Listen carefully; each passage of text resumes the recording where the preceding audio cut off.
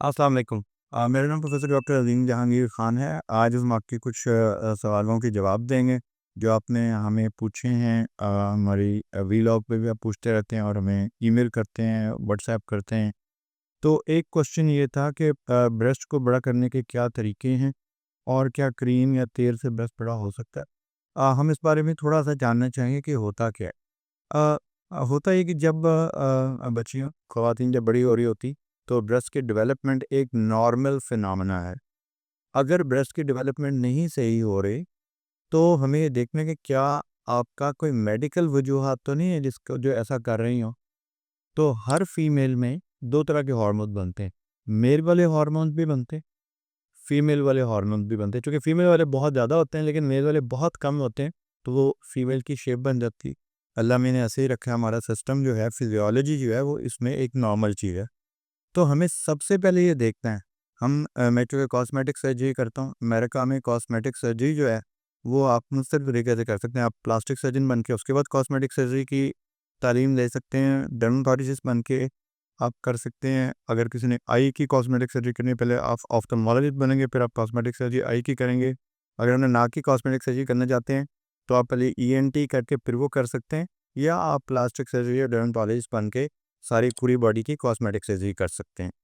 अब cosmetic surgery का हम कर लेते हैं, लेकिन उससे पहले बड़ा ज़रूरी है ये देखना कि वजूहात क्या हैं। ये तो नहीं कि पेशेंट आया, पेशेंट के किसी बच्ची के ब्रेस्ट जो थे वो थोड़े छोटे थे और वो इतना कॉन्फिडेंट फील नहीं करती थी। That was not only the cosmetic reason, but we want to make sure कि उसके वो मेडिकल रीज़न तो नहीं है सबसे पहले। तो हम सबसे पहले क्या करते हैं कि कुछ हार्मोन के टेस्ट करवा लेते हैं, देखने के लिए कि क्या फीमेल वाले हार्मोन्स उसमें पूरे भी हैं। क्योंकि उससे नुकसान ये होता है कि when they go into the marriageable age, तो शादी के बाद बच्चे की पैदाइश में प्रॉब्लम हो सकती है। चूँकि वो अल्लाह मियाँ ने एक हमें तरीका बताया है ये देखने का, कि यानी कोई एक नज़र आने वाली चीज़ है जो कि बता रही है कि भई कोई मसला है, कोई गड़बड़ है। तो हम उसको एज़ जिस तरह कुछ लोगों के चिन पे बाल होते हैं खुद फीमेल के, तो वो सिर्फ़ चिन पे सिर्फ़ वो खूबसूरती के लिए नहीं होता है नुकसानदेह, बल्कि हमें वो पता चल जाता है कि इसमें हार्मोन की गड़बड़ हो सकती है। जब हम टेस्ट करवाते हैं तो पता चलता है। तो अल्लाह मियाँ ने काफ़ी दफ़ा हमें जो हमारी शक्ल-ओ-सूरत से, हमारी हमारी अपीयरेंस से काफ़ी दफ़ा हमें अंदरूनी बीमारी का पता चल जाता। तो पहले तो हम वो ब्लड टेस्ट करवाते हैं। तो इसका मतलब है कि ये सिर्फ़ कॉस्मेटिक रीज़न नहीं है, इसके पीछे कोई मेडिकल रीज़न भी हो सकती है, तो पहले तो उसको जानना ज़रूरी है। उसके बाद हम कुछ काफ़ी दफ़ा ना टेस्ट करवा लेते हैं, अल्ट्रासाउंड करवा लेते हैं ओवरीज़ का, कि जहाँ से ये हार्मोन बन रहे हैं, क्या वहाँ पे वो ठीक है सब कुछ?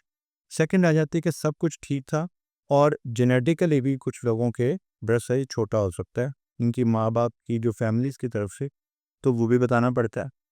तीसरी बात ये है कि अगर अब है और उसको हमने ठीक करना चाहते हैं, ब्रेस्ट को सही बड़ा करने, तो उसके क्या तरीके हैं? उसमें अब 2-3 तरीके मेन तरीके हैं। एक तो ये है कि हम वहाँ पे कोई ऐसी चीज़ का इस्तेमाल ना करें, क्योंकि ब्रेस्ट जो बनता है अल्लाह ने बनाया, उसका मकसद आपकी ज़ाहिर है खूबसूरती भी उसमें शामिल होगी। अल्लाह के नज़दीक मेल और फीमेल के अट्रैक्शन भी अल्लाह के नज़दीक बहुत बड़ी इंपॉर्टेंट चीज़ होगी। साथ ही साथ अल्लाह मियाँ ने ब्रेस्ट को, बच्चों को दूध पिलाने का जो ज़रिया माँ के लिए बनाया, उसमें 2 टिश्यू होते हैं। कुछ तो होते हैं ब्रेस्ट ग्लैंड और कुछ होता है फैट। जो फैट है, ये वही फैट है जो आपकी चर्बी पेट पे जम जाती है, वहाँ पर भी ऐसे होती है। तो उसकी जो शेप अल्लाह ने बनाई है, वो आपके सिर्फ़ ब्रेस्ट प्रोड्यूसिंग जो टिश्यू है, मिल्क प्रोड्यूसिंग, उससे नहीं बनाई, बल्कि साथ-साथ वहाँ पे फैट भी है।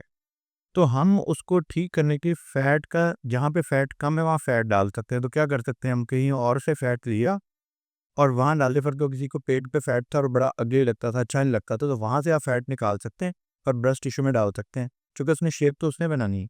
अगर वहाँ पे मिल्क प्रोड्यूसिंग जो इक्विपमेंट है वो पूरा है, यानी अल्लाह मैंने जो ग्लैंड बनाए हैं, जिसको हम जो ये ग्लैंड, वो वाला ग्लैंड जो कि मिल्क बनाता है बच्चों के लिए, अगर वो सब कुछ ठीक है, तो इसका मतलब सिर्फ शेप की बात रहेगी ना, उसको हम पूरा कर सकते हैं फैट से। दूसरी चीज़ है कि जो ब्रेस्ट इम्प्लांट्स हैं, वो 2 तरह के आते हैं। एक होते हैं सेलिन इम्प्लांट, यानी हम ब्रेस्ट में एक छोटा-सा कट लगाते हैं, उसके नीचे से हम एक छोटा-सा एक गुलाब कैले में डाल देते हैं और उसके अंदर हम नॉर्मल सेलिन भर देते हैं। ये वही वाली चीज़ है जिसको आप ड्रिप का पानी जो होता है, वो स्टरलाइज़ होता है, तो वो उसमें भर देते हैं। वो वहाँ पे 8-10 साल वो गुज़र जाते हैं उससे, और दोबारा उसको नहीं, लेकिन काफ़ी ज़्यादा पंक्चर होने का खतरा होता है थोड़ा-सा। तो एक और इम्प्लांट है जिसको हम कहते हैं सिलिकॉन इम्प्लांट। अब सिलिकॉन से बने हुए इम्प्लांट हैं, एक छोटा-सा ब्रेस्ट की शेप का एक छोटा-सा गुलाफ है, जिसको हम ब्रेस्ट के नीचे रख देते हैं, तो वो वहाँ पे अब ये आर्टिफ़िशियल चीज़ें हैं। आपको पता है बॉडी का तो आर्टिफिशियल चीज़ों को बर्दाश्त नहीं करती। तो वो कुछ लोगों को वो सूट नहीं करते। उसमें कैसे सूट नहीं करते उसकी मैं एक अलग से नशिस्त करेंगे। लेकिन कई सारे लोगों को दर्द होने लग जाती है। उसकी फीलिंग जो है वो नेचुरल नहीं होती। तो कुछ लोग कुछ अरसे के बाद उसे तंग आके वो निकलवा भी देते हैं। लेकिन उसकी खूबसूरती भी हम निकलवा भी सकते हैं उसको if you don't like it. आज की महफ़िल नशिस्त का यही यहाँ पे इख्तिताम हम करेंगे। If you still have some question you can always call us. You can always email us, you can always WhatsApp us। हमारा जो और अगर आप कंसल्टेशन कर रहे थे, we have a team of female who exclusively deal with the female patients.